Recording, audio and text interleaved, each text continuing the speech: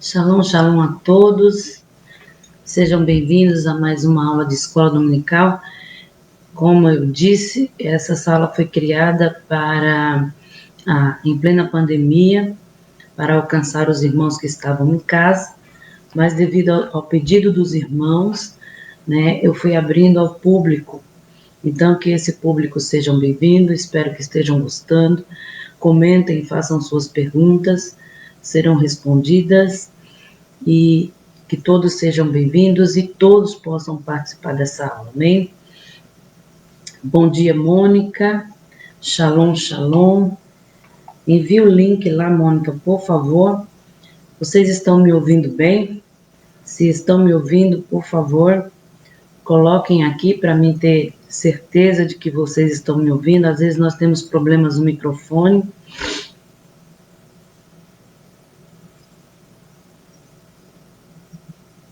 Shalom, Naísa. Shalom, Mônica. Hoje nós vamos estudar a lição de número 6, a teologia de Elifaz. Só os pecadores sofrem. Como eu disse, nós estamos atrasados, devido a enfermidades e a um culto que nós tivemos na igreja, ao aniversário da igreja, nós tivemos que, não poderíamos, Dona Ivanilda me ajudava nas aulas, então nessa questão eu estou só. Alguns não se sentem seguros para dar aula pela internet. Olha o José, glória a Deus pela vida do José. Aos irmãos que não me conhecem, eu sou pastora Ligiane, sou pastora do Ministério Vida na Palavra. Nós estamos aqui em São Caetano do Sul. Sou formada em teologia, o meu mestrado em cristologia, a qual eu estou escrevendo. Também sou formada em bacharel em teologia, professora de teologia, através do pastor Gaspar, a qual nós incentivamos com a faculdade FATEVIP, que também tem o nome Vida na Palavra. Também sou formada em teologia pastoral, no Instituto Bíblico Presbiteriano na Penha. Sou formada em outros pequenos cursos, como Cura da Igreja e tantos outros, e hebraico bíblico, amém? Por enquanto, só isso. Vamos dar início à nossa aula. Sejam bem-vindos, José, Artemis, Naísa, Rosângela, que bom ver a Rosângela, Gabi, Sandra, Artemis. Shalom, shalom, irmãos. Vamos lá? A teologia de Elifaz. Só os pecadores sofrem? Essa é a pergunta. O texto áureo está descrito em Jó, capítulo 4, versos 7 a 8. Lembra-te agora qual é o inocente que jamais pareceu. E onde foram os sinceros destruídos? Segundo eu tenho visto, os que lavram iniquidade e semeiam mal, cegam isso mesmo. Verdade prática diz assim: embora transcendente, Deus tem prazer em se relacionar com o homem terreno. A leitura bíblica hoje está descrita no livro de Jó, capítulo 4, do versículo 1 ao 8. Jó, capítulo 15, do versículo 1 ao 4, e Jó 22, do versículo 1 ao 5, que vai retratar desses capítulos a teologia de Elifaz. Então, respondeu Elifaz, o temanita, e disse: se intentarmos falar-te, enfadar-te-ás, mas quem poderá conter as palavras? Eis que ensinaste a muitos, e esforçaste as mãos fracas. As tuas palavras levantaram os que tropeçaram, e os joelhos desfalecentes fortificastes. Mas agora a ti vem e te enfadas, e tocando-te a ti te perturbas. Porventura não era o teu temor de Deus, a tua confiança, a tua esperança, a sinceridade dos teus caminhos? Lembra-te agora, qual é o inocente que jamais pareceu? E onde foram os sinceros? Destruídos? Segundo eu tenho visto, os que lavram iniquidade e semeiam mal, cegam isso. Então respondeu Elifaz, o temita, e disse: porventura dará o sábio em resposta à ciência de vento, e encherá o seu ventre de vento oriental? Arguindo com palavras que de nada servem, com razão de que nada aproveitam. E tu tens feito vão o temor e diminuis os rogos diante de Deus. Então respondeu Elifaz, o temanita, e disse: porventura o homem será de algum proveito a Deus ante a si mesmo? O prudente será proveitoso. Ou tem o Todo-Poderoso prazer em que seja justo, ou lucro algum em que tu faças perfeitos teus caminhos? Ou te repreende pelo temor que tem de ti, ou entra contigo em juízo? Porventura, não é grande a tua malícia e sem termo as tuas iniquidades? Nessa lição, a introdução da revista diz assim: nós vamos estudar o discurso de Elifaz. Ele é o primeiro amigo de Jó a expor a sua concepção teológica acerca da situação degradante em que se encontrava um homem de osso. Neste sentido, veremos que para Elifaz a justiça retributiva é certa, ou seja, só os pecadores sofrem e os justos não passam por reveses. Para ele, Jó contrariou esses ensinamentos, atacou a forma religiosa de pensar e, portanto, feriu a ortodoxia que deveria guardar. Finalmente, veremos também a resposta de Jó a cada acusação que seu amigo ele faz. Os pecadores no contexto da justiça retributiva. Esse é o primeiro tópico dessa lição. O primeiro subtópico diz que a lei da semeadura e da colheita. Depois de firmar um princípio oriental de cordialidade, Elifaz se dirige a Jó. Lembrando que depois de firmar um princípio oriental de cordialidade, que é o quê? Ficar em silêncio numa casa de luto até que o dono da casa se pronuncie, que foi o que aconteceu nesse texto. Então, o texto é claro e a revista também está sendo clara relacionada aos textos bíblicos. Elifaz se dirige a Jó com uma defesa contundente do pensamento teológico tradicional, a justiça retributiva. Ele será firmemente convencido de que a lei de causa e efeito é um princípio da ortodoxia teológica que não pode ser contraditado. No segundo subtópico diz que o homem colhe o que plantou. Essa primeira parte do seu discurso compreende os capítulos 4 e 5, em que defende que o homem colhe o que plantou. Segundo eu tenho visto, o que lavram iniquidade, semeiam mal, cegam isso mesmo, descrito em Jó 4:8. Para Elifaz, nós habitamos em um universo moral que existe consequências de todas as ações. A Bíblia mostra esse princípio sim, por exemplo, o salmista confirma que Deus é bom e justo, e por isso recompensa os bons e pune os maus. Salmos 1:6. O Novo Testamento também atesta esse princípio, porque os olhos do Senhor estão sobre o justo, mas o rosto do Senhor é contra os que fazem o mal.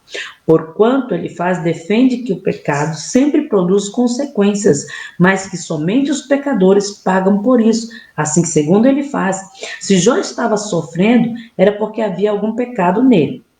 Então, cabia a Jó assumir a responsabilidade moral do seu pecado. Não havia outra opção para Elifaz.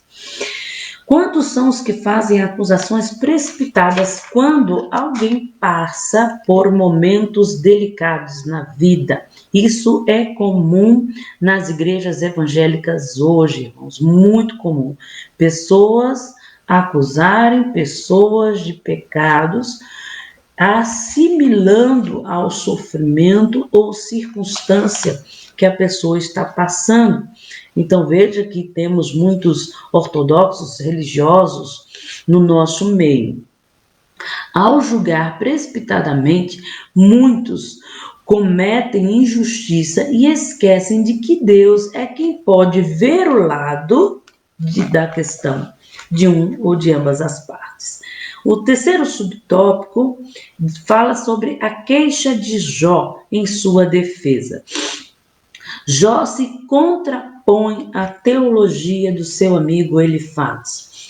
Essa teologia era a base de como se imaginava o universo governado por uma lei moral de causa e efeito. Há uma recompensa para os bons e punição para os maus. Elifaz não estava de todo errado, mas equivocou-se quando pensava que esse pressuposto era o único existente.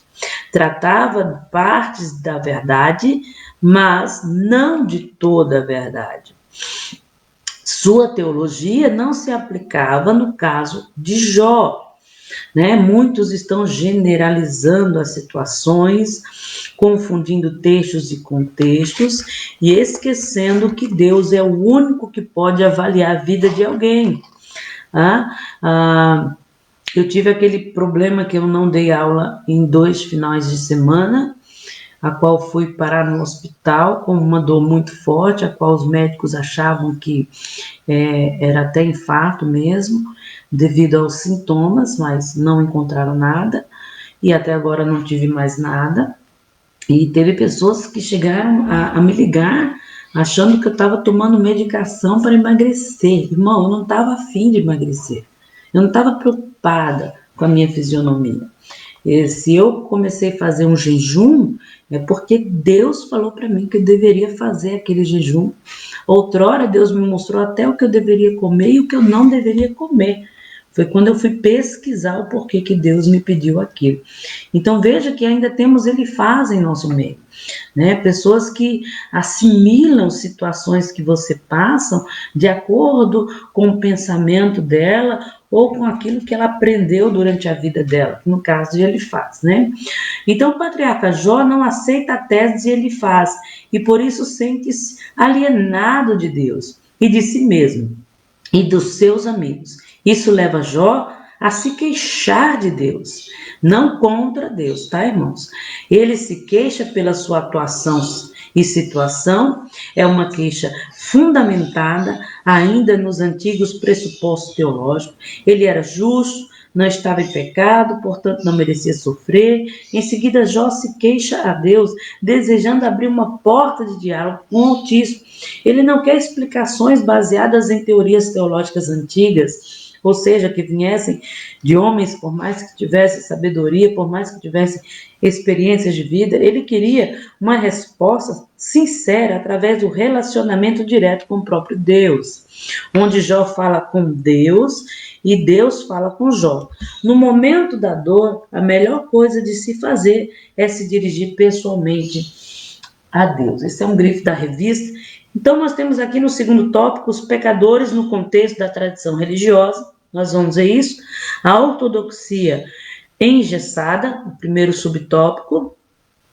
O subtópico 2, uma ameaça à tradição religiosa. Subtópico 3, um defensor celeste. Lembrando a vocês que para isso Jó foi chamado e eu e você fomos chamados nessa terra como um defensor dos céus, tá? Em sua defesa, Jó se contrapõe ironicamente aos argumentos de seus amigos. Nós vamos ver que para isso nós somos chamados e é assim que nós devemos responder a certas situações. Deus caminha com os homens, terminando o último subtópico, os pecadores diante de um Deus infinito.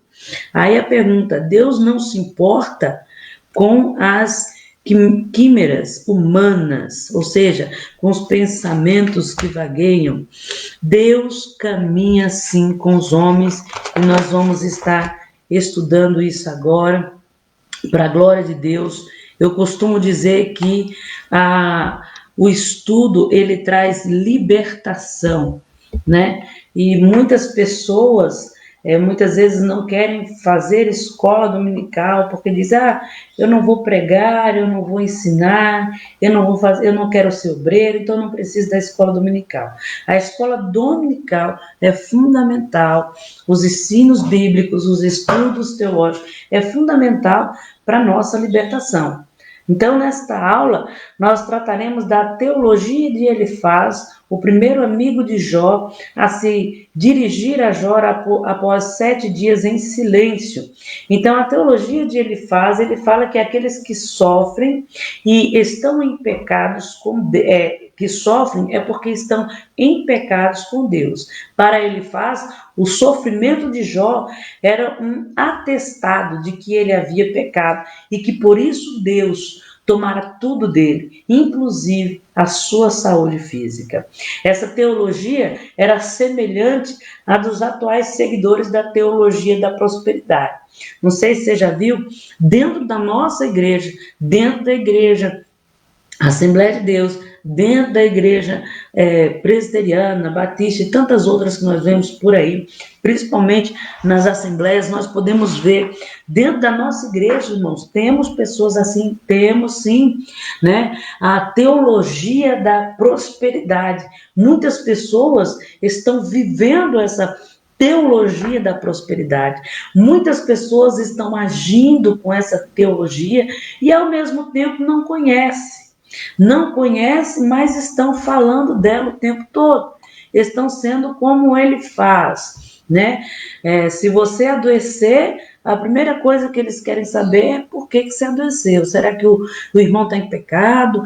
E nem tudo é pecado, nem tudo. Nós precisamos pedir discernimento a Deus, porque o próprio Cristo disse que nesse mundo nós passaríamos por aflições, por perseguições.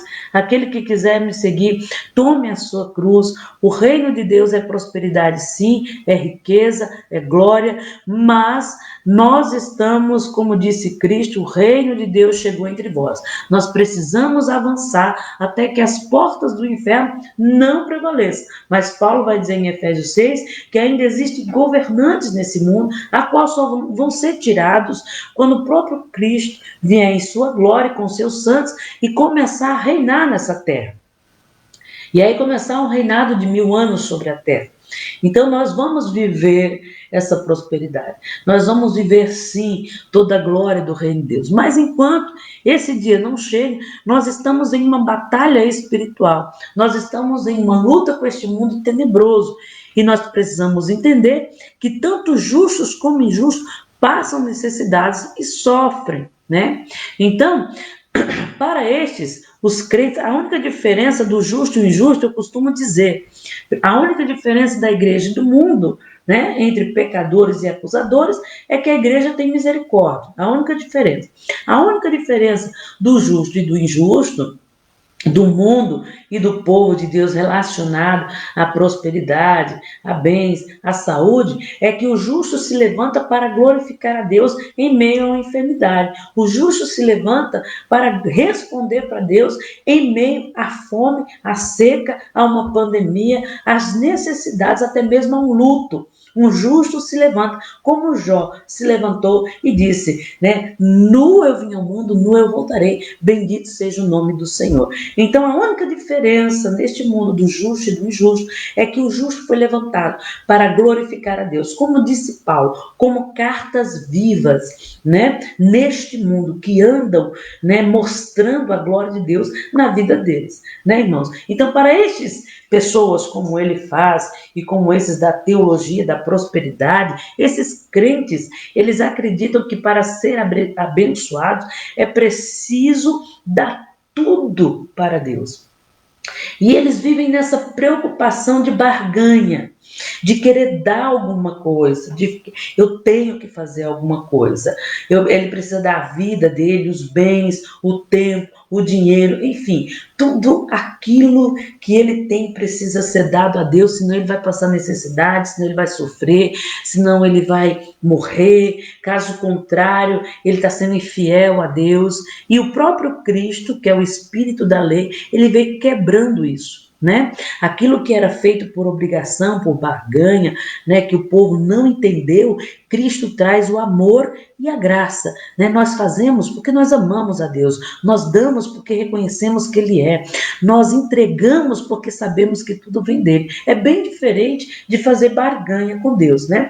Então, se assim nós pensarmos, assim não receberemos também nada de Deus. Se nós pensarmos que eu tenho que dar o dízimo, porque senão Deus não vai proteger a minha casa, você não vai ver o fruto do seu dízimo. Se você fizer obras de caridade, porque você quer, através da lei da semeadura, receber 100 vezes mais, você não vai receber, porque você está fazendo barganha. E muitos da, da da teologia da prosperidade como ele faz, né, eles acreditam dessa forma, acreditam que eles precisam sempre estar fazendo, sempre estar doando incansavelmente em troca de alguma coisa. É por isso que quando essas pessoas elas vão na casa de alguém e dão uma cesta básica, elas ajudam o irmão com alguma coisa, logo que ela se sente inferior ou acusada de alguma coisa, ela se arrepende por aquilo que ela fez. Então ela começa a criticar a própria obra de caridade que ela fez. Não valeu a pena, povo ingrato e tal, né? Muitas pessoas fazem isso. Por quê? Porque fizeram em troca, né? Há um tempo atrás, uma irmã colocou no grupo do Ministério de Mulheres. Ela foi contar um testemunho, mas um testemunho muito infeliz, né? Ela disse que ela estava vivendo bem com o marido dela, que o marido dela tinha se libertado, que o marido dela tinha saído das coisas ruins que ele vivia, e agora eles estavam vivendo como um casal, porque tudo começou a caminhar bem, começaram a ganhar bem, porque eles começaram a ir para a rua, distribuir um sopão com a amiga dela, eles começaram a entregar uma cesta básica com os amigos. Então, assim, o testemunho começou bem, mas quando ela atribuiu o testemunho para as obras de caridade dela, irmão, eu falei, que testemunho infeliz, porque a libertação, primeiramente, só quem dá é o Espírito Santo de Deus por meio de uma obediência. Eu nunca vou encontrar libertação por obra de caridade. Irmãos, até os espíritas conseguem fazer obra de caridade melhor do que muitos cristãos dentro da igreja, né? Conseguem dar coisas melhores do que muitos cristãos dentro da igreja. Para vocês terem uma ideia, nós fomos orar em um prédio onde a mulher não era cristã, não era, de outra religião. E a primeira coisa que ela fez foi, me peçam, ela fez igual um rei, me peçam o que quiserem, o que eu posso fazer por vocês, né? Nós tínhamos muitas necessidades, mas não pedimos nada, apenas abençoamos aquela casa.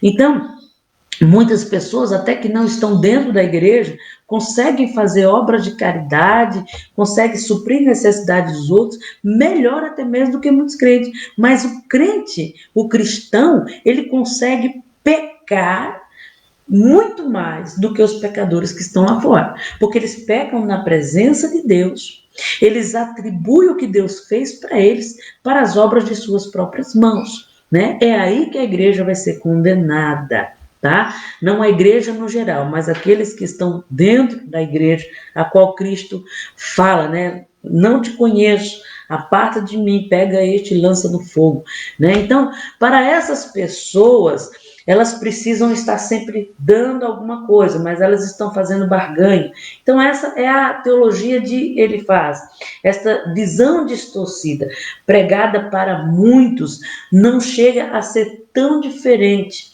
que daquilo que Elifaz entendia acerca de Deus. Muitos servem a Deus motivados por interesses. Muitas pessoas chegam na igreja e elas querem fazer de tudo pela igreja, mas elas têm um interesse por trás daquilo. E quando elas conseguem o que querem, elas conseguem sair da presença de Deus e ainda sair da igreja, porque foram movidas por interesses pessoais. Muitas pessoas entram na igreja por conta do marido, porque querem a libertação do marido. Outros entram na igreja porque querem que a empresa cresça. Outros entram na igreja Então, entram na igreja motivados por um interesse. Isso é uma forma de Deus levar as pessoas. Aqueles que são de Deus são convencidos do seu pecado, da justiça e do juízo por meio do Espírito Santo. Mas aqueles que não são, Paulo diz, nem todos pertencem à mesma fé ou vão aceitar na nossa pregação. Paulo deixa bem claro isso. Então esses logo saem da igreja quando eles conseguem os seus interesses. Então eles vão viver de igreja em igreja.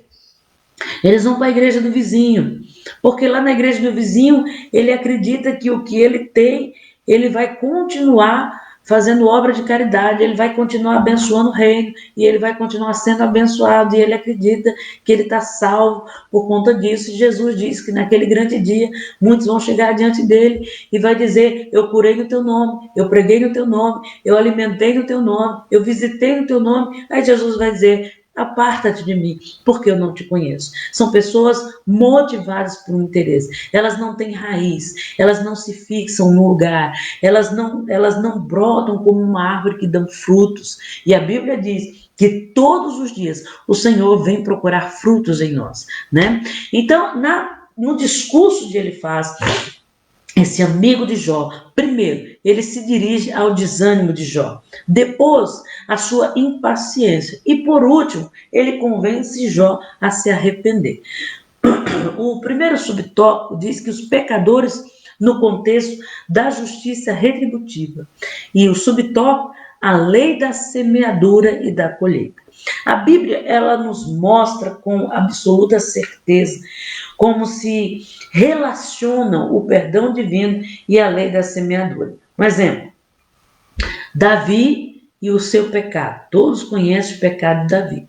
Ele teve os seus pecados perdoados diante do que ele fez. Ele matou Urias, ele ficou com a mulher, né, daquele grande soldado, mas diante de tudo isso, diante do perdão do Senhor, né, que ele encontrou, não deixou de vir sobre a casa dele as consequências do seu pecado. Ele sofreu as consequências do pecado e pagou um alto preço por isso. Então a Bíblia nos mostra com absoluta clareza como se relaciona o perdão divino e a lei da semeadura, tá? Não é porque Deus perdoou que você não vai passar pelas consequências. A Bíblia deixa bem claro: tome muito cuidado com as palavras, com o comportamento, com as decisões, com as atitudes que você toma, porque Deus pode te perdoar, sim. O sangue de Jesus lava todos os pecados.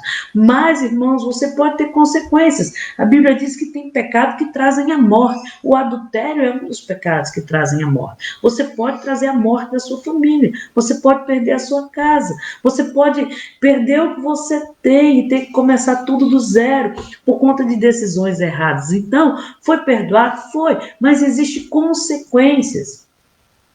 No texto de Gálatas, fala sobre a lei da semeadura. Aquele que planta, que semeia na carne, colherá corrupção. E aquele que planta no espírito, colherá obras de justiça. Provérbios 22:8 diz que quem semeia injustiça, colhe maldade. Então, se nós quisermos uma colheita abençoada, nós precisamos semear boas sementes, pois o texto diz que quem semeia no espírito colherá vida. Mas a justiça retributiva, a qual nós estamos vendo agora, está ligada somente a Deus. Os atos de retribuição estão diretamente relacionados com os atributos, a santidade e a ira de Deus, ou seja, só pertence a Deus. A ira de Deus, ela traz um conserto sobre a terra. Por Deus controlar todas as coisas em sua volta, ele vai agir com misericórdia. Davi, sabendo disso, diante de um conselho que Deus deu para ele, que ele deveria escolher a forma em que a justiça de Deus ia vir sobre ele, ele disse que não queria ficar na mão dos homens, porque os homens não têm misericórdia. Ele preferiu ficar nas mãos de Deus, porque Deus era misericordioso. Então, até a justiça de Deus, ela tem, vamos dizer assim, ela tem um propósito, ela tem um fim glorioso. Ele é generoso até com quem não merece. Então, a justiça retributiva não cabe a mim e a você, mas somente a Deus. O sofrimento que o patriarca passava nada tinha a ver com as consequências de um pecado cometido no passado. Muitos têm uma percepção teológica parecida com a de Elifaz, em que a lei de causa e efeito é um princípio da ortodoxia teológica que não pode ser contraditado, né? Para eles, se você está enfermo, é porque você está em algum pecado. Se você está passando fome, é porque você está em algum pecado. E muitas vezes, irmãos, não é bem assim. Como eu disse, a justiça retributiva cabe somente a Deus. Um exemplo, numa casa pastoral, né, onde o pastor ele passa muitas necessidades. Em Malaquias vai dizer que os sacerdotes e a casa do Senhor passavam necessidades não porque não tinha dinheiro, ou porque a casa do Senhor era pobre, ou porque estava em pecado. Deus vai deixar bem claro em outros livros proféticos, se eu não me engano, Amós, que o povo estava com suas casas cheias de mármores, bem pintadas, enquanto a casa de Deus passara um cal qualquer.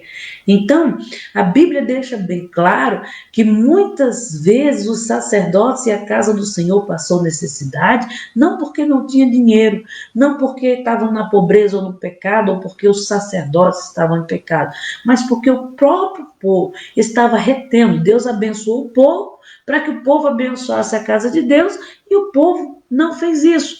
Outro motivo a qual uma casa pastoral passa necessidade é a fé, porque o pastor ele precisa ser provado em toda a sua fé, em todas as suas circunstâncias, para que ele possa responder para Deus. Paulo vai deixar isso bem claro quando ele diz a Timóteo: sofrei comigo esse sofrimento, pois é por uma boa causa. Então, no campo espiritual, compete unicamente, exclusivamente a Deus atribuir essa justiça retributiva, não a nós, né? O subtópico 2 vai dizer que o homem colhe o que plantou, a lei da semeadura. Para ele faz as consequências das nossas ações são refletidas de acordo com um padrão moral universal estabelecido. Se você planta o mal, você vai colher o mal. Para ele faz, só os pecadores sofrem. E isso não é verdade, queridos. A Bíblia deixa bem claro, do início ao fim, que não é só os pecadores que vão sofrer. Nós podemos ver Sara na história. Aquela mulher passou fome, aquela mulher andou desertos com seu marido, aquela mulher quase foi estuprada por um homem desconhecido, um rei. Aquela mulher passou dificuldades e mesmo em meio às suas dificuldades, ela disse: isso também é para o bem. Então, nós podemos ver Davi passando necessidades, morando em cavernas, nós podemos ver Jó passando enfermidades e tantos outros textos na Bíblia que nos mostram que o justo também passa dificuldades. Não é somente os pecadores, não são somente aqueles que estão no mundo cometendo alguma coisa errada que vão passar dificuldades, né? Só os pecadores arrogantes que passam a vida semeando mal é que vão colher a morte, a enfermidade, as calamidades. Não, estamos no mundo tenebroso e todos estão sujeitos a passar dificuldades e enfermidades neste mundo. Então, para ele presume que essa lei deve governar o universo e a história da humanidade. Observe, porém, que a justiça retributiva pertence unicamente a Deus. Já falamos sobre isso. E que ninguém pode dizer quem é culpado ou não, né? Eu vou ajudar um irmão que está enfermo, mas eu preciso saber por que ele está enfermo, né? Irmãos, vamos ajudar. Vamos procurar saber. Primeiro, coloca diante de Deus. Deus, é o Senhor que está trabalhando. é o Senhor que está fazendo, como que eu posso ajudar? Deus vai te mostrar a melhor forma de ajudar a pessoa. Geralmente, algumas pessoas pedem oração e eu costumo perguntar para Deus primeiro o que Deus quer fazer. Essa semana nós recebemos um pedido de oração e Deus falou que a pessoa ia falecer. E eu deixei bem claro para a pessoa, olha, não ora mais, deixa que a gente ora, porque nós vamos clamar a misericórdia de Deus, porque Deus já tinha mostrado o que ia acontecer e realmente a pessoa faleceu. Então nós precisamos perguntar para Deus o que vai acontecer e o que Deus quer fazer. Para quê, irmãos? Para que isso? Né? Irmão, primeiro, para que o governo de Deus seja estabelecido no mundo, e segundo, para que o nome do Senhor não seja envergonhado. Já pensou se eu pego uma pessoa dessa e digo, Deus vai curar, Deus vai sarar, Deus vai libertar, ore junto conosco, aí a pessoa morre. A decepção dessa pessoa. Não, eu vou perguntar ao Espírito. Espírito, o que o Senhor está fazendo, o que vai acontecer, né? A oração é um diálogo, onde eu pergunto, onde eu falo com Deus e Deus fala comigo, né? Então ele formulou teorias e fez declarações deletérias, ou seja, culpando Jó por todo o desastre, né? Ele foi invasivo, culpando Jó de todo o desastre que se abatera sobre a vida dele, e ele também atacou a integridade moral do seu amigo. Segundo ele faz, se Jó estava sofrendo e passando aquelas necessidades, é porque ele havia pecado. Cabia a ele, então, assumir a responsabilidade do seu pecado, né, moral, e não havia outra opção para ele fazer, né? E ele tentou a todo custo convencer Jó do seu pecado. Esta foi uma acusação típica de um religioso. Eu já contei esse testemunho, né? Quando nossa igreja estava para mudar, muitas pessoas viram a igreja vazia, né? E o salão vazio e construindo outra coisa lá. Alguns viram farmácia, né? Viram de uma forma errada, porque se abriu outra igreja lá. Eu costumo dizer que quando as pessoas são férteis, ela deixa uma semente fértil, né? Um salão que nunca foi alugado para nós pela primeira vez e depois se abriu para outras igrejas. Louvado seja o nome do Senhor. Então, as pessoas começaram a sair da igreja e acusar que a igreja estava em pecado, que Deus ia fechar a igreja. Não, Deus estava nos mudando de lugar. Dessa vez, eu fui perguntar para Deus, né, em nossas orações na quinta-feira também, o que o Senhor tem para este lugar? Devido à pandemia, o acúmulo de dívidas nos 3 primeiros meses, irmãos, se para uma casa é muita coisa, você imagine para uma igreja em que diante do mundo, ela vamos dizer assim, diante do governo, da contabilidade, ela é uma pequena empresa e ela deve responder ao governo. Então, aquelas dívidas se acumularam, né, em 3 primeiros meses. Então, houve muitas acusações, né? O que estão fazendo, o que estão pegando, o que não estão pegando. Começaram a acusar a igreja de Cristo. Muitas igrejas fecharam, né? Muitos pastores não aguentaram a opressão, não resistiram às acusações, né? E nós fomos perguntar para Deus, o Senhor está conosco? Fizemos igual a Gideão, é o Senhor que está conosco, né? E o dono do salão nos ligou e disse, olha, vou baixar o aluguel, mas vocês precisam dar continuidade agora, né? E baixando o aluguel, as dívidas que se acumularam, vocês vão, né, dar uma parada e se preocupar e focar nesses aluguéis. Então eu vi literalmente a mão de Deus diante de uma pandemia mundial, diante de uma necessidade mundial, ainda encontramos Elifaz, que julgaram a igreja de Cristo, julgaram pastores, né, que não resistiram ao sofrimento. Então hoje, irmãos, em pleno período da graça, ainda existe pessoas como Elifaz, que julgam de forma precipitada as ações das pessoas, né? Sem levar em conta que somente Deus é quem pode dar um veredito autêntico e justo relacionado àquela pessoa, né? palavra de Deus diz que, o próprio Paulo vai dizer que nós não podemos levantar acusações diante de um presbítero sem provas ou testemunhas. Irmãos, aonde nós vamos parar no mundo em que estamos, onde as pessoas têm julgado não somente presbítero, mas a própria igreja de Cristo no geral. Nós podemos ver isso no Facebook, na internet, no WhatsApp. Ele faz, e religiosos ortodoxos da vida, julgando as pessoas, julgando a igreja de Cristo, sem provas e sem testemunhas. Um veredito autêntico que só pertence à justiça de Deus. Assim sendo, irmãos, muitas pessoas estão cometendo injustiça, esquecendo-se de que Deus é quem pode ver todo lado da questão. Eu vou dar um exemplo aqui. Eu estou vendo a Isabel e a Anaísa aqui. Vamos pegar a Isabel com a fita métrica. Então a Isabel pega essa fita métrica e passa na cinturinha da Anaísa. E ela mede a cintura da Anaísa e ainda anota, né, o número da cinturinha da Anaísa, que deve ser 60, né, Anaísa? Sei lá. Aí agora a Bíblia diz que à medida que vós medires, vos medirão também. Aí a Anaísa vai, pega a mesma fita métrica e vai medir a cinturinha da Isabel. Então, quem foi que saiu perdendo nessa história? Então, irmãos, não julgueis para que não sejais julgados. Esse veredito autêntico de justiça só pertence a Deus. Assim sendo, muitos cometem injustiça e esquecem que Deus é um justo juiz e só Ele pode ver o lado dessa questão. O terceiro subtópico fala sobre a queixa de Jó.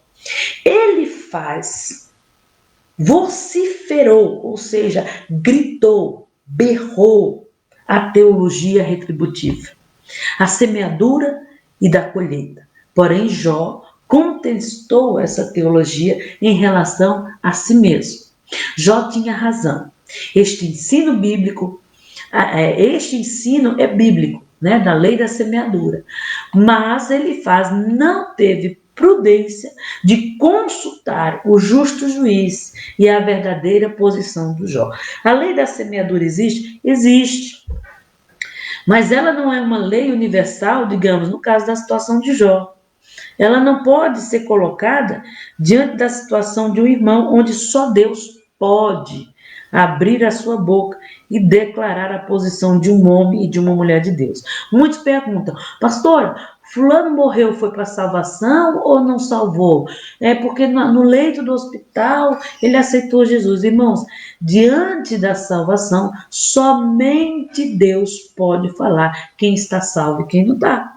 Tem pessoas que têm uma conduta maravilhosa dentro da igreja, mas no seu íntimo não responde para Deus. E tem pessoas que tropeçam o tempo inteiro em seus próprios pecados, mas elas conseguem, mesmo tropeçando, responder para Deus.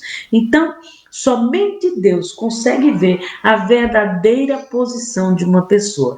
Jó, então, sabendo que estava sendo julgado injustamente pelo seu fiel amigo, queixou-se a Deus.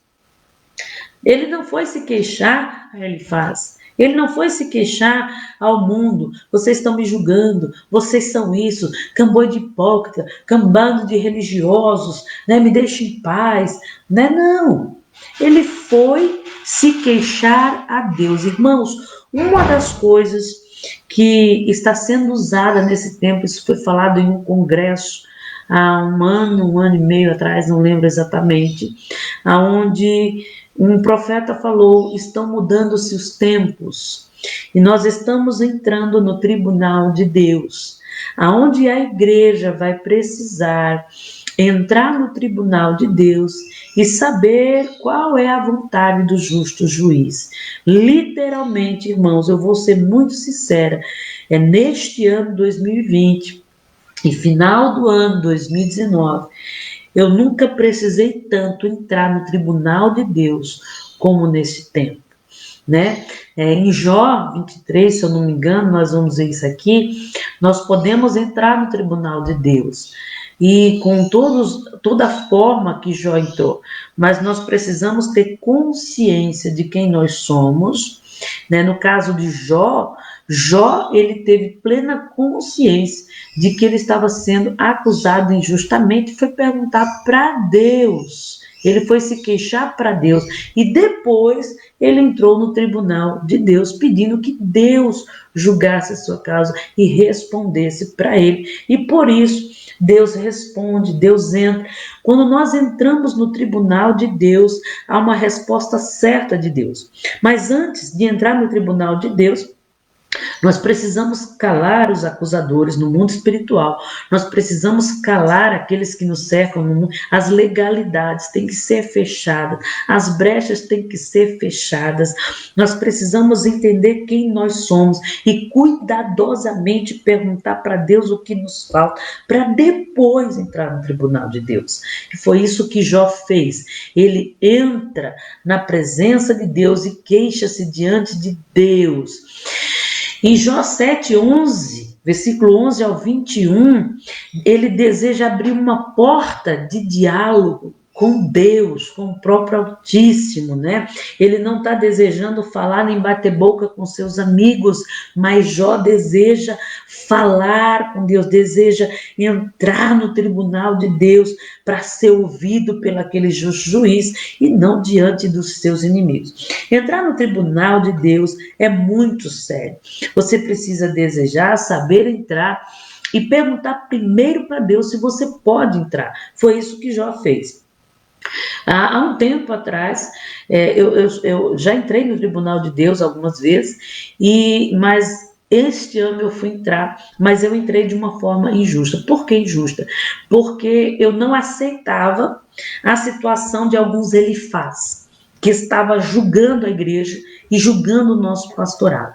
Então, eu estava sempre abrindo a minha boca para criticar essas pessoas. Porque fulano fez isso, porque fulano fez aquilo, porque fulano.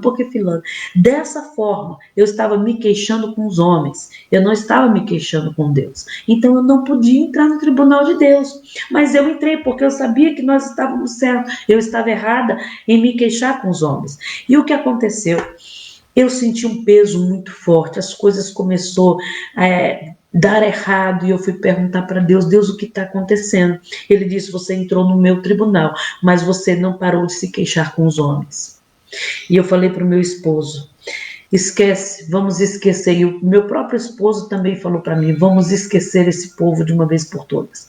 Nem que eu tenha que dar um tempo nas amizades de redes sociais, mas nós precisamos esquecer para que a justiça de Deus seja feita. Então, só assim, eu entrei no tribunal de Deus mais uma vez, eu pedi perdão, eu pedi que Deus julgasse a minha causa e não a causa do outro, e assim eu pude ser absolvida, né, daquela situação. Então, as nossas queixas não devem ser lançadas sobre homens, nem baseadas em teorias teológicas, mas nossas queixas devem ser colocadas em uma conversa sincera, através de um relacionamento com Deus. Estão te acusando, querido? Entra no teu quarto, fecha a porta no teu secreto, o Espírito vai sondar o teu coração, com gemidos inexprimíveis, vai clamar pela tua salvação diante do Pai, porque Ele é o libertador da igreja. Cristo é o Salvador, mas Ele veio para libertar, consolar, dar continuidade a esta obra, testificando a obra de Cristo em nós, e o Espírito que testifica todas as coisas vai nos colocar diante da presença do Pai da maneira certa. Então o Pai vai te responder com certeza. Por isso que Cristo disse, tranca a porta do teu quarto e em secreto teu Pai te ouvirá. Então Jó, ele reagiu e levantou-se aos céus, não foi aos homens. 16 vezes a mesma pergunta. Por quê? Por quê? Por quê? Por quê, Deus? 16 vezes. Irmãos, quantas vezes? Às vezes a gente pensa, ai Deus, por quê? E a gente quer resposta imediata. Ai Deus, por quê? E a gente quer resposta imediata. Jó perguntou 16 vezes e não teve resposta. Jó não apenas pergunta, mas ele faz queixas relacionadas à situação.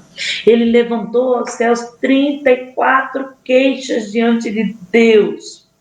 e pensou que a mão de Deus estava esmagando a sua vida. É claro que Jó não conhecia com detalhes essa batalha espiritual. Quantas vezes, irmãos, Deus não nos responde porque não conhecemos de fato o que está se passando. Contudo, Deus fica em silêncio e não responde a nós, como também não respondeu a Jó. Então, nem sempre Deus vai te dar explicações e razões pelas quais nós estamos sofrendo. Não. As coisas que Deus não responde para mim e para você são as coisas que Deus está trabalhando em nós. Então nós precisamos entender o que Deus está trabalhando em nós. E nem sempre nós vamos ter uma clara percepção dos propósitos divinos. Nem sempre a voz de Deus vem ao nosso encontro para nos consolar. Muitas vezes a voz de Deus não se ouve, porque é um momento em que eu e você deve responder para Deus no sofrimento. É muito fácil respondermos para Deus, irmãos, em plena glória, né? Comprou um carro, oh glória a Deus, olha o que Deus fez na minha vida, eu sou testemunha disso, do que Deus fez, do que Deus faz, né? E aquela coisa toda que a gente faz, aí Deus manda um emprego bom e aquele negócio, olha o que Deus está fazendo na minha vida, e vai para a igreja, e canta e louva, e participa das reuniões de orações, né? Mas eu quero ver nós respondemos para Deus em pleno sofrimento. Eu quero ver eu e você responder para Deus quando os céus se calam. Então, nem sempre temos uma luz no fim do túnel para nos dar uma direção. Há dias em que o céu vai se calar. E se cala, para quê? Para que você responda para ele, né? O segundo tópico da revista fala de os pecadores no contexto da tradição religiosa. O subtópico diz sobre a ortodoxia engessada. Ele faz em seu segundo discurso, que está em Jó, capítulo 15, do 1 ao 35, ele voltou a repreender Jó com maior intensidade, né? Temos muitos amigos, ele faz, né? Que vem na primeira tacada, não consegue, aí vem na segunda com maior intensidade. Comparando com o primeiro discurso de Jó, no capítulo 4, foi mais rude, mais intenso, mais ameaçador. Porém, não trouxe nada de novo. O pensamento dele era o mesmo. Ele começou dizendo que as palavras de Jó eram vazias e inúteis. Então, reafirmou a sua opinião de que Jó deveria ser um grande pecador. Ele pensava que as suas palavras eram tão verídicas quanto as do próprio Deus. Quantas vezes, irmãos, nós nos colocamos no lugar de Deus, achando que estamos com toda a verdade, somos o dono da verdade, quando na verdade nós estamos sendo injustos diante dos homens e do próprio Deus. Na verdade, com o primeiro discurso do amigo de Jó, ele insiste na ideia de que Deus abençoa os bons e lança calamidade sobre os pecadores. Diz que Deus é misericordioso e se os pecadores se arrependem, certamente serão abençoados. E o estado de calamidade que enfrentam será mudado. É essa a teologia de Elifaz. Portanto, segundo Elifaz, Jó pecou e por isso estava passando por aquela situação. E por o que ele estava passando, ele estava sendo punido. E se ele se arrependesse dos seus pecados, certamente ele voltaria a desfrutar das bênçãos de Deus. E isso nós não vemos no livro de Jó. Nós vemos Jó como um homem justo e que precisava responder para Deus, responder para o inferno, responder para os céus e para a terra, como que um justo se comporta diante de um Deus vivo. E quando Jó ouve, obedece e se reconhece diante de Deus, ele deixa bem claro: eu não te conhecia. te conhecia de ouvir falar, agora eu provei de ti. Nós podemos provar da fé quando nós vivemos ela. Nós podemos provar de Deus quando Deus passa conosco por aquelas situações a qual nós devemos responder para Ele. Então, a situação de um justo como Jó é bem diferente da situação a qual o seu amigo estava lhe apresentando. Não, no seu primeiro discurso, a teologia de Elifaz, ele ensina que o homem, se o bem fizer, terá o agrado de Deus e será abençoado pelo bem que ele fez. E se ele não fizer bem, ele vai sofrer pela ira divina, né? Deus é bom. Deus está pronto para perdoar quem se arrepende. Apesar de toda a lógica perfeita que Elifaz estava trazendo, quando esta visão teórica é levada para a prática, notamos que ela não funciona bem assim. Há justos que sofrem também. Há pastores que, por mais que tenham dons, eles vão sofrer também. Por mais que andem com Deus, vão sofrer. Há irmãos que, por mais que estejam na igreja firme dando dízimo, eles vão precisar ser provados em algumas situações. Estamos em um mundo em que os governantes deste mundo querem nos oprimir e nós precisamos lutar contra isso e responder para Deus. Então, na prática, há justos que sofrem e pecadores que têm êxito e sucesso em sua vida. Nós podemos ver os salmistas, como Asaf, no Salmo 73, né? Ele diz que vê Deus abençoando o injusto. E ele deixa bem claro como que pode a chuva cair para o injusto e cair para o justo também, tanto para um como para outro, não compreendendo isso, né? Aí Deus responde para esse salmista que ele não deve olhar para as bênçãos e para a chuva e o sol que está sendo derramado sobre o injusto, porque o fim deles todos nós conhecemos, mas nós devemos responder para Deus na forma na qual nós estamos vivendo. Ele ridicularizou as razões de Jó, chamando de ciência do vento. Em Jó 15, do 2 ao 3, diz: porventura dará o sábio em resposta a ciência de vento, e encherá o seu ventre de vento oriental, arguindo com palavras que de nada servem e com razões de que nada aproveitam.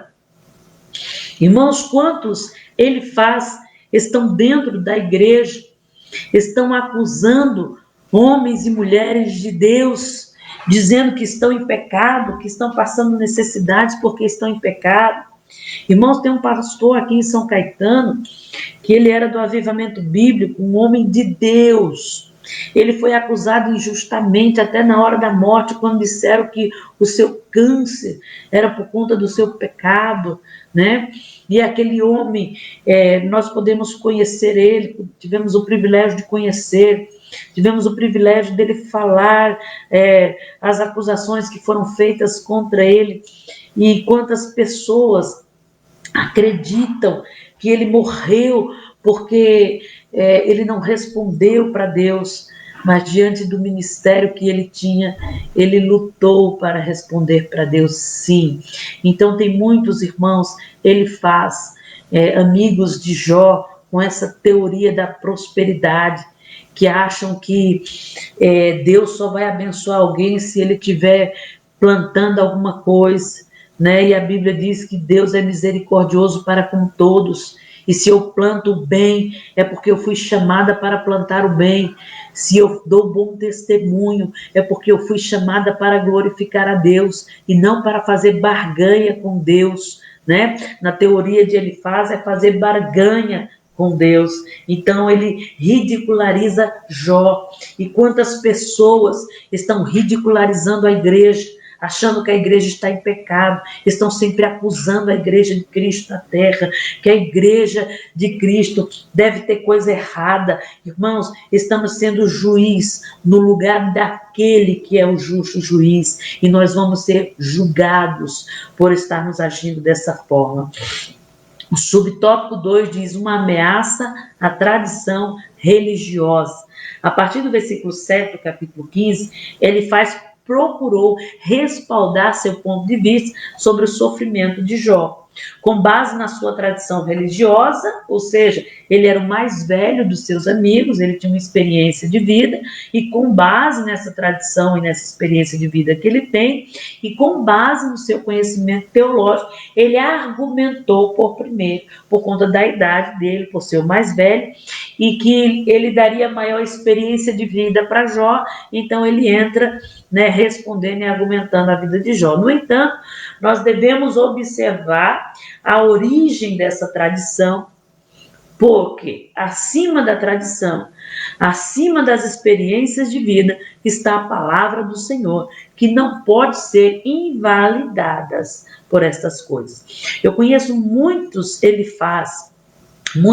pessoas que agem como esse amigo de Jó, que estão colocando as suas experiências de vida acima da palavra do Senhor, ou até mesmo procurando textos isolados, como a lei da semeadura, para justificar o sofrimento de um justo, esquecendo-se que Deus, ele é que retribui, ao homem, segundo a Bíblia diz, segundo o seu coração, E se Jó estava sendo provado, porque o justo precisa responder a Deus nessa terra, e quando ele responde para Deus, o nome do Senhor é glorificado.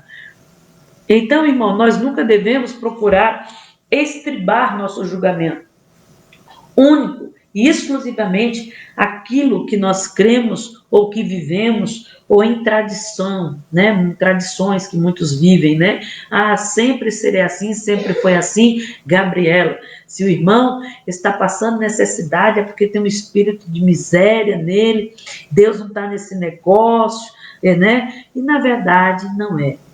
Deus, ele pode estar provando a fé daquele irmão, e bendito será aquele que participa daquele sofrimento. Paulo vai dizer isso às igrejas no Novo Testamento, pois, se assim fizermos, podemos correr o risco, se nós julgarmos, se nós julgarmos segundo as tradições, segundo os nossos pensamentos, segundo aquilo que nós acreditamos, muitas vezes a nossa mentira se torna uma verdade.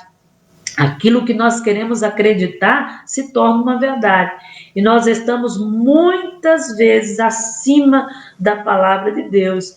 E quando nós estamos agindo assim, nós estamos indo contra o próprio Deus. Pois se assim nós fizermos, nós podemos correr o risco de querer invalidar a palavra do Senhor, como fez Elifaz. Segundo ele, Jó estava sofrendo porque ele estava em pecado terrível contra Deus.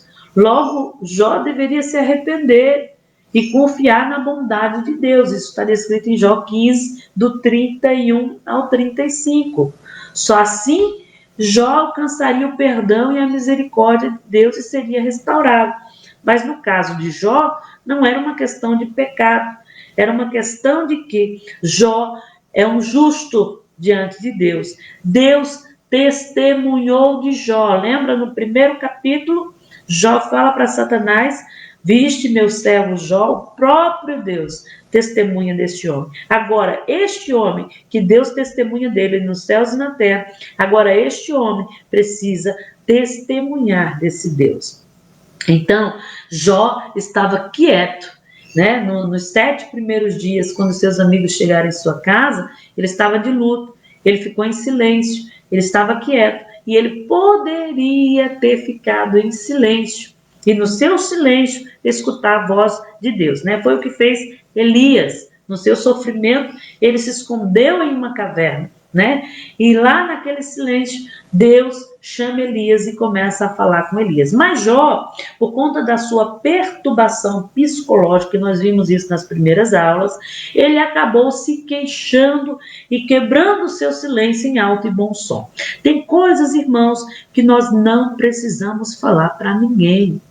Tem queixas nossas que só podem ser levadas a Deus, Seja na nossa casa, seja diante do cônjuge, seja diante da igreja. Irmãos, nós pastores tomamos uma posição. A igreja precisa se levantar em favor da casa de Deus e reconhecer as necessidades da casa de Deus, e não sendo como ele faz, fazendo obrigações de dízimo e acha que aquilo é suficiente. Então nós levantamos um propósito, um voto para a igreja, para que toda a igreja se levantasse nesse favor. E nós não procuramos dar muita satisfação, não. Sabe por quê?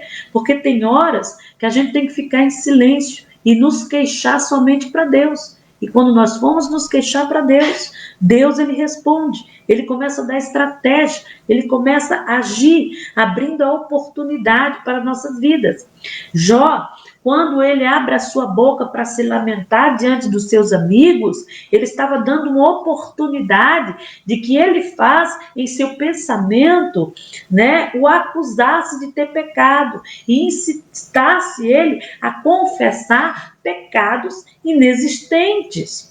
Quando nós queremos dar muita satisfação, irmãos, nós estamos muitas vezes abrindo a oportunidade para pessoas falarem mal ao nosso respeito e até mesmo da Igreja de Cristo na Terra. Quantas pessoas nos lançam indiretas no Facebook relacionado à igreja, né? Muitas vezes até a nossa em particular, mas em nenhum momento eu respondo a nenhuma acusação.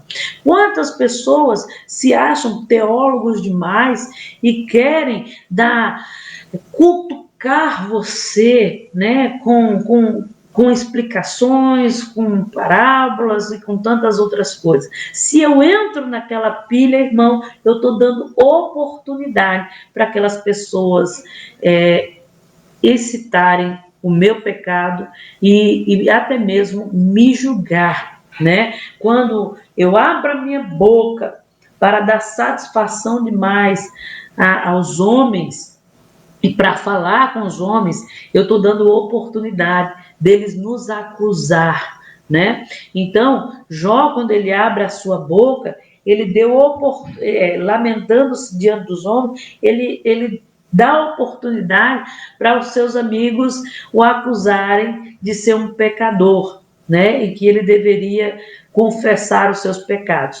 Quantas pessoas, irmãos, não já chegaram para você para falar da igreja, para falar de um irmão, para falar de um cônjuge, né? E você abre a sua boca, né, dando oportunidade para quê? Para que aquela pessoa entre na sua vida.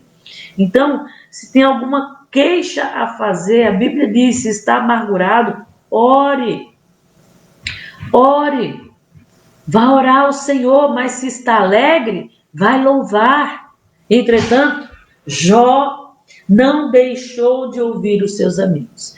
Isso mostra o quanto Jó era sábio, ainda que fossem duros, por mais de uma vez demonstrando assim, Jó, ele mostra a sua sabedoria diante dos seus amigos. Eclesiastes capítulo 5, verso 1 diz: chegasse para ouvir, é melhor do que oferecer sacrifício de tolo, pois não sabem que fazem mal. Então, irmãos, muitas vezes o homem sábio, ele ouve.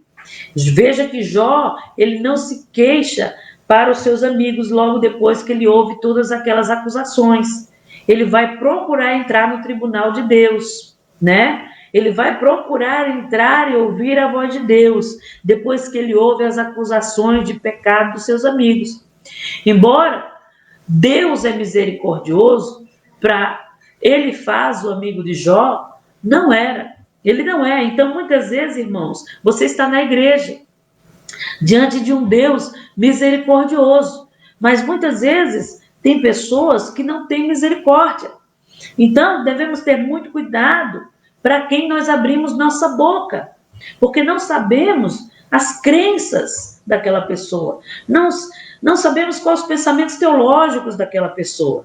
Em 1 João 4,20 diz assim: se alguém diz eu amo a Deus e aborrece seu irmão, é um mentiroso. Pois quem não ama seu irmão, a qual viu, né, pessoalmente, como pode amar a Deus a quem nunca viu, né? Se Deus está agindo no meio da sua igreja, no meio do seu povo, usando os homens, como que eu posso dizer que eu amo a Deus se eu não amo aquele que está do meu lado? Muitos elifazes, na atualidade, têm contribuído para o descrédito do evangelho. pois são hábeis pregadores, têm uma boa lábia, conseguem te convencer de muita coisa, mas são pessoas sem misericórdia, sem amor, são acusadores, são juízes de si mesmos, são apontadores dos pecados alheios e acham que todas as pessoas precisam se arrepender, menos ele. Tal pessoas, irmãos, são insensíveis às necessidades e o sofrimento dos outros. Quantas pessoas estão abandonando pastores porque são insensíveis às necessidades da igreja? Quantas pessoas estão abandonando os seus casamentos porque são insensíveis às necessidades da sua própria casa? São pessoas cheias de si. Quando você vê esse tipo de gente cheia de si, irmãos, faça como Jó, se cale. Se cale, seja sábio. Eclesiastes 5:1, é melhor se calar do que fazer sacrifícios de tolo. Jesus, irmãos, jamais agiu dessa maneira. Ele sempre buscou acolher a todos, sempre supriu as necessidades, sempre olhou para o sofrimento daqueles que o ouviam. Mas muitos irmãos estão tão cheios de si, que só sabem apontar o pecado alheio. Por isso, e com razão, Jó chama Elifaz de uma pessoa sem sabedoria. As palavras de Jó, várias formas, se tornam um bom consolador para os que sofrem. Jó nos ensina como reagir diante de pessoas acusadoras, diante de pessoas que se acham sábios, né? Diante de pessoas cheias de sabedoria de si mesmo. Jó nos ensina a não falar apenas por falar. Jó nos ensina a não fazer sermões, dando respostas superficiais. Isso vai gerar mais conflito. Jó nos ensina a não acusar e não criticar. Isso não vai levar a lugar nenhum. Jó nos ensina a nos colocar no lugar da outra pessoa e a oferecer ajuda e encorajamento. É isso que nós estamos precisando em tempos como esse. Para finalizarmos o terceiro tópico, diz que os pecadores diante de um Deus infinito. Aí o subtópico vai dizer assim: Deus não se importa com quimeras humanas. O que é quimeras humanas? Resultados da imaginação que não se realiza. Então, no seu terceiro e último, eu já falei sobre isso, sobre quimeras humanas, com emoções de pessoas que não sabem se comportar diante de Deus e não respondem para Deus e vivem, irmãos, essas pessoas, Paulo vai dizer que elas são malignas. Um detalhe, obras malignas vêm das quimeras humanas, tá? Vem de pensamentos e imaginações da maldade da alma e do coração do homem, tem nada a ver com Satanás, tá? Malignidade é uma coisa, tá? E obras diabólicas são outras coisas. A malignidade do coração do homem tem regido a vida de muitas pessoas. São quimeras, são resultados de imaginações de pessoas que não se realizam. Você já parou com aquela pessoa que diz: olha, eu acho, né, que está acontecendo isso, que está acontecendo aquilo. Na verdade, não está acontecendo nada. É tudo fruto da sua imaginação. E no terceiro e último discurso, em Jó 20:12, Elifaz apela para a transcendência divina ao atacar Jó. Ele fala da transcendência. O que é transcendência? Significa dizer que Deus é diferente e independente da sua criação. Deus é transcendente, é imanente, ou seja, a despeito de habitar nas alturas, a despeito de ser soberano, ser grande, ser criador, insondável, apesar de ser infinito e imenso, não permanece alheio às suas criaturas. Assim, ao longo dos séculos, o Eterno vem se comunicando com o homem, direta ou indiretamente. Deus sempre procurou ter relacionamento com o homem, mesmo sendo um Deus tão transcendente. Ele tem prazer de ser assim com o ser humano. Deus tem prazer em estar com o homem, pois é a coroa da sua criação, né? Deus coroou o homem sobre a terra. É o homem e é nele que habita o Espírito de Deus, né? No cachorro, no papagaio, né? Que muitas têm até defensores da lei dos animais, acho justo isso, mas o único ser que habita o Espírito de Deus é o homem. Então esse Deus tem tanto amor pela humanidade que, mesmo sendo tão alto, tão magnífico em seu sublime alto trono, ele é um Deus relacional. Ele é um Deus que se relaciona e Ele quer que você se relacione com seus irmãos. Ele quer que você vá ao culto. Ele quer que você tenha relacionamento. Para isso Ele fez a sua igreja. E sabendo dos nossos pecados, Ele proveu o Cordeiro, para que não houvesse mais separação alguma. Oh, que Deus é esse? Um Deus que não apenas se relaciona, mas faz todos terem um relacionamento consigo mesmo. 2 Coríntios 5,18, nos reconciliou com Ele, provendo o seu Cordeiro Santo, para que pudéssemos estar com Ele. Apesar de ser tão grande, transcendente, soberano, ele precisa agir no homem através do seu Espírito, para que o homem seja soberano em Deus. Apesar de sua transcendência, a soberania de Deus precisa ser vista no homem. Eu vou repetir, apesar da sua transcendência, da sua grandeza, a soberania de Deus precisa ser vista no homem. Por quê? Porque o homem é o único ser que está cheio de Deus, pois ele carrega o poder, o dunamis, o Espírito de Deus. Eu tenho Deus agindo em mim e a ação do Espírito fazendo soberania. É isso que Deus quer na minha e na tua vida. A Maria está falando aqui, pastora, quando alguém começa por dúvidas sobre a sua vida com Deus e o que Deus faz e fez por tua vida, duvidando até dos dons que o Senhor deu, aí você começa a pôr dúvida no coração. Estou pecando quando questiono? Sim, você está pecando quando você questiona, não no sentido de Deus, eu sou assim, eu sou assado, mas no sentido de você acreditar naquelas palavras. Por quê? Porque você precisa saber quem você é em Deus. Apesar dos teus pecados, o sangue de Jesus veio para te lavar e te purificar. Então, Deus, eu estou em pecado, eu preciso me arrepender. Deus, que área da minha vida o Senhor quer mudar? Nós precisamos responder para Deus. E eu respondo para Deus com atitudes, não com palavras. Eu respondo para Deus, mostrando para Deus o quanto eu quero ser filha dele, apesar dos outros não acreditarem, apesar dos outros não cumprirem. Mas aonde eu erro? Eu erro quando eu não respondo para Deus e encho meu coração de ira e quero, vamos dizer assim, ser justa e não olhar para aquilo que Deus está trabalhando em mim. Porque assim, se tem uma pessoa do teu lado em que bate na mesma tecla, é porque Deus quer trabalhar aquela tecla na sua vida. Então você precisa responder para Deus. Deus, que área da minha vida o Senhor quer modelar com esse tipo de acusações? Faça como Jó, vá diante de Deus, coloque tudo diante de Deus e pergunte para Deus aonde Ele quer te modelar e como que você deve agir. Deus permite muitos sofrimentos, sim, mas não está alheio. Ele permite para que você governe pelo Espírito de Deus. Nós precisamos governar as situações por aquilo que Deus colocou em nós, que é o seu Espírito.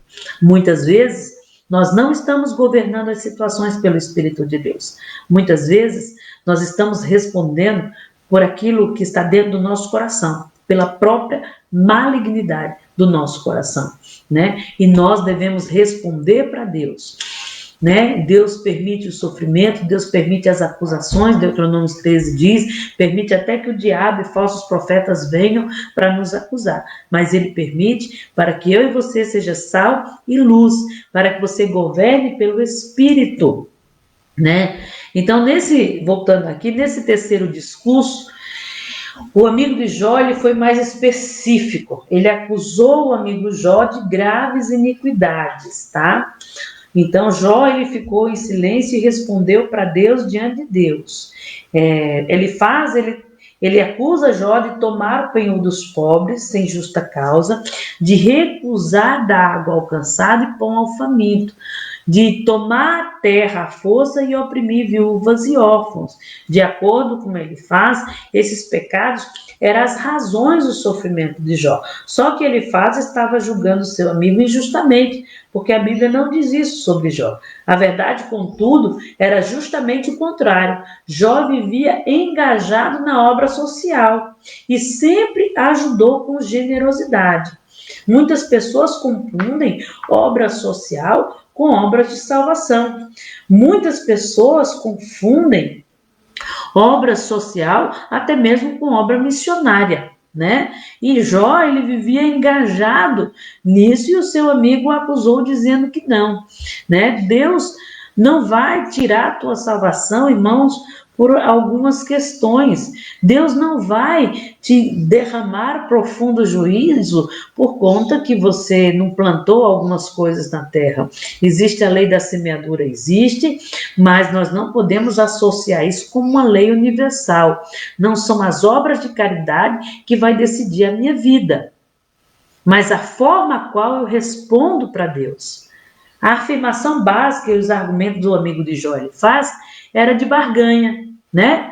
Une-te a Deus, Jó 22, 21, ele diz, une-te, pois, a ele, e tem paz, e assim sobrevirá o bem sobre você. Quantas pessoas estão na igreja fazendo barganha com Deus? Mandam cesta básica para o Nordeste, para a África, para tudo quanto é lugar, compram roupa para os pobres, no Natal junta aquele monte de brinquedo para dar para a criança carente, tem festa na igreja, ajuda todas as festas da igreja, mas não tem obediência nem com a palavra de Deus, não é dizimista, não é ofertante, não está preocupado com o reino, está preocupado em quê? Fazer barganha, né? De andar na lei da semeadura, eu faço, eu recebo, eu faço, eu recebo. Com Deus não funciona. Muitos são os que seguem essa teologia. Para esses, lembremos que ela não agradou a Deus. Irmãos, é muito diferente você andar no Espírito, fazer a vontade do Espírito e você fazer barganha com Deus. Tem pessoas que estão na sua casa, estão com dinheirinho guardado para fazer alguma coisa e Deus fala, vai lá na casa de fulano e faz isso. Isso são obras do Espírito, muitas vezes. Foi direcionada pelo Espírito. Deus te impulsionou a isso. Deus tocou no teu coração a isso, né? Muitos não dão dízimo, não dão oferta, não estão preocupados como anda a casa de Deus, mas querem comprar o que está faltando, querem comprar isso, querem comprar aquilo, por quê? Porque querem controlar aquilo que está em sua volta e controlar aquilo que ele recebe, até mesmo do próprio Deus. Em Jó 22, 23, ele diz, se converta ao poderoso e se afaste da injustiça da sua tenda. Ele tenta levar Jó a um arrependimento. O problema, porém, não está no apelo que ele faz a Jó, mas na aplicação. Por quê? Porque Jó não vivia em pecado. Então nós devemos ter muito cuidado aonde nós fazemos as nossas aplicações. Nós estamos se colocando no lugar de Deus como juiz, julgando a vida das pessoas, onde na verdade nós estamos sendo mais pecadores do que elas, né? Porque a vida de alguém só pertence a Deus. No subtópico 2 do último tópico, fala sobre a resposta de Jó. Na resposta de Jó ao terceiro e último discurso que ele faz, Jó, ante as suas calúnias apresentadas, ele demonstrou maior ansiedade, não para responder para Elifaz, não para responder para os seus amigos, mas para se apresentar diante de Deus. É onde entra o texto do grande tribunal de Deus. Não faça loucura você conhecer nesse texto de Jó 23, de entrar no tribunal de Deus de qualquer jeito. Pois veja que Jó não entrou no tribunal de Deus de qualquer jeito. Ele não respondeu aos seus amigos. Ele não acusou os seus amigos. Ele não se irou com seus amigos. Mas ele tentou, demonstrando ansioso, se apresentar diante de Deus, diante daquela situação. E ele foi ao tribunal de Deus para provar a sua inocência. Ele não foi ao tribunal dos homens, ele foi ao tribunal de Deus. Em Jó 23 é um texto em que eu uso quando preciso, mas diante de muito cuidado. Diz assim: respondeu, porém, Jó e disse: ainda hoje minha queixa está em amargura, a violência da minha praga mais se agrava do que o meu gemido. Ah, se eu soubesse que o poderia achar, então me chegaria ao teu tribunal. Ah, se eu soubesse onde está o tribunal de Deus, eu me chegaria a ele. É isso que Jó está dizendo. Ou seja, ele está saindo das mãos dos homens e ele está entrando nas mãos de Deus. Mas para isso, você precisa saber quais são as tuas obras. E elas precisam ser colocadas diante do justo juiz, diante do Espírito de Deus, quando trancar a porta do teu quarto, para que o Espírito de Deus avalie a sua situação e te coloque no tribunal. Então Jó continua: com boa ordem exporia diante dele a minha causa, a minha boca se encheria de argumentos. Podemos fazer argumentos na presença de Deus? Podemos. Podemos expor as acusações? Podemos. Podemos expor os nossos sentimentos? Claro que podemos, irmãos. Devemos expor o que está dentro de nós, mas não de uma forma acusadora, não de uma forma injusta. Foi isso que Jó fez. E ele continua: saberia exatamente as palavras com que ele me responderia e entenderia o que ele me dissesse. Se você está pronto para isso, você pode entrar no tribunal de Deus, em Jó 23. Então, Jó, ele não busca a justiça dos homens, ele buscou a justiça divina, pois sabia que o Senhor cuidava dele. Quão diferente temos sido nós de Jó. Jó é um exemplo. Quando nós somos caluniados, caluniamos e procuramos mostrar a nossa inocência. Diante de calúnias, irmãos, muitas vezes nós, pastores, precisamos defender a igreja de Cristo, sim, e lutar como leões por ela, né? Como Davi muitas vezes foi até sanguinário para lutar pelo povo de Deus. Mas muitas vezes nós precisamos nos calar. E quando um pastor se cala, irmão, se cale, porque Deus vai responder por aquela igreja. Assim seja você, não seja um caluniador, não procure mostrar entre os homens as razões da sua verdade, né? Não raro nós procuramos humilhar e envergonhar o outro, né? Caluniando, né? É porque fez isso, porque fez aquilo, né? Ele é isso, ele é aquilo, e muitas vezes nós esquecemos de nos humilhar perante o Senhor. Em 1 Pedro 2, 23 e 24, do mesmo modo mostra Pedro que Jesus, mesmo sendo injuriado, foi injustiçado. Ele não injuriava, mas se entregava aos cuidados de Deus Pai. Jó nos mostra que nós podemos agir assim. No Antigo Testamento nos mostra. No Novo Testamento nós temos muitos e outros exemplos como o de Jó. O próprio Cristo, ele não se injuriava criticando os outros, mas se entregava aos cuidados do Pai. Então Jó reconheceu também na sua situação a soberania de Deus e o seu direito de provar até mesmo o justo. Deus tem o direito de provar o justo. Deus tem o direito de provar a minha e a tua vida.